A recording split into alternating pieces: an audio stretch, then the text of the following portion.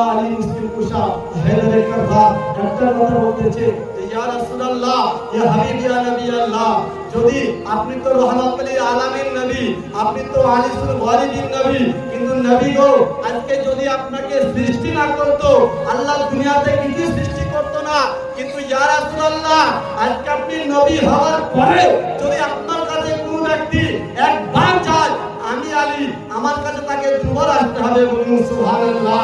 বলে ইয়া রাসূলুল্লাহ আপনার কাছে যদি কেউ একবার প্রবেশ করে, আমি আলী আমার কাছে দুবার আসতে হবে। আমার আলিমুল গায়েব জাননেওয়ালা নবী কিন্তু জানে যে কেন কথাটা বলছে, তারপরে আমার আলীকে জিজ্ঞাসা করে, হে মুশকিল কুশা, হে হায়দারে কারবার, হে শেরে খোদা, হে দামাদে রাসূল, তুমি বলো তুমি কথাটা কেন বললে? আমার কাছে যদি কেউ একবার আসে, তোমার কাছে কেন দুবার যাবে? তখন হায়দারে